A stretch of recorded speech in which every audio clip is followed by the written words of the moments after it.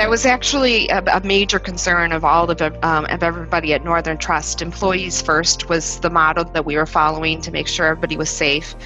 And myself personally, with my team, I was able to very quickly remember everybody on my team that's single, because I wanted to reach out to them because they were self-quarantining, they weren't seeing anybody, they were starting to go a little stir crazy. And so I would find time during the day to IM just about every single one of them those first few days, of course, while I was on conference calls and other things, but just reaching out to make sure they're okay.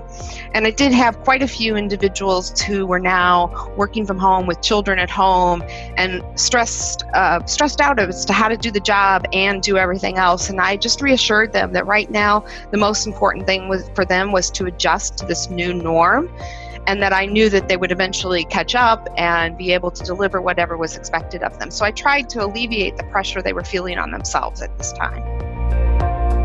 Yum did a fantastic job the whole way at the CEO level. From day one when this hit, he actually set up a every other week all-employee meeting.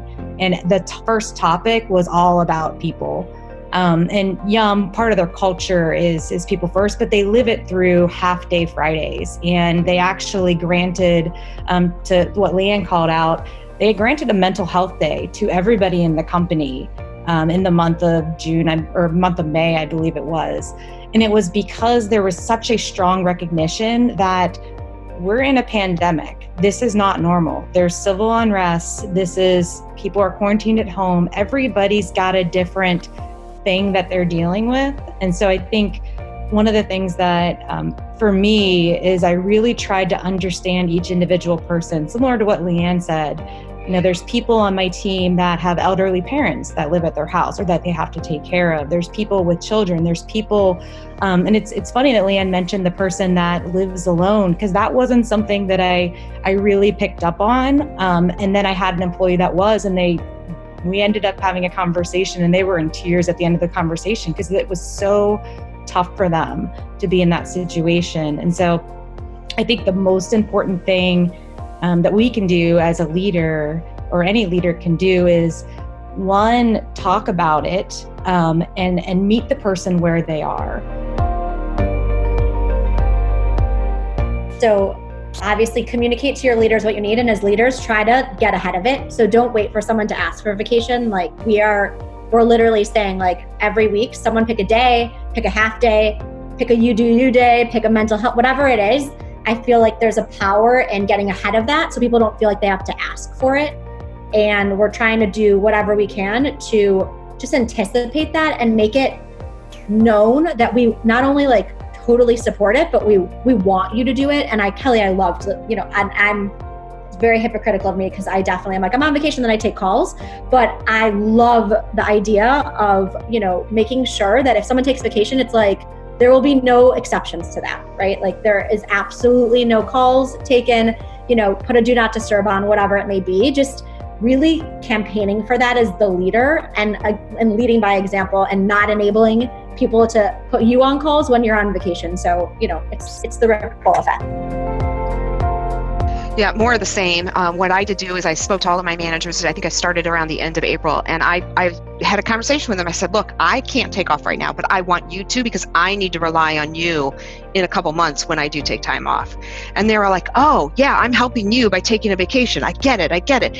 But one of the things at Northern is we are required to have 5 days out of the office. And those 5 days, you cannot use any technology. You can look at things on your phone, but you can't respond. You can't open anything. If you do, then you're violating a policy. And so it's a big push that we've had to say, now's a perfect time. Granted, you may not be able to travel, but disconnect, even if you're at home, and just turn everything off, do a staycation, and try and unwind so you come back rejuvenated.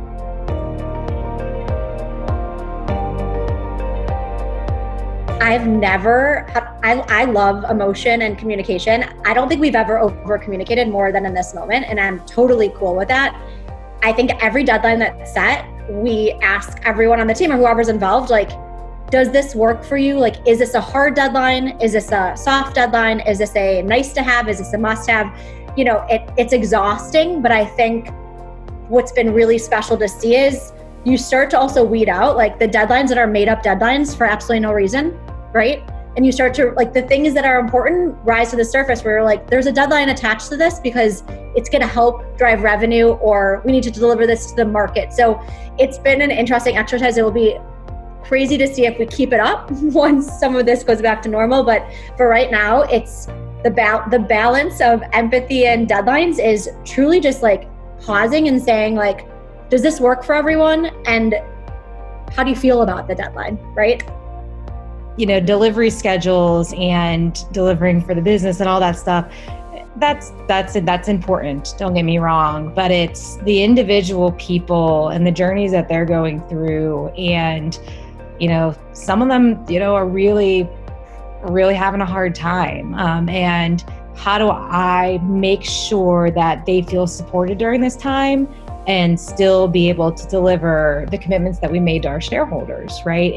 It's such a balance, and I think there's not a perfect solution, but for me, it's just trying to be very empathetic and very aware and have that emotional intelligence to constantly just, you know, like Steph said, it's have the conversation. How are you doing? Hey, when's the last time you took time off? When's the last time you actually took your half day Friday that we as a company support?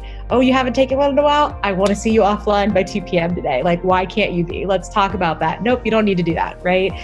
And so I think for me, it's just keeping that at the forefront and doing everything that I possibly can to support people during this unprecedented time.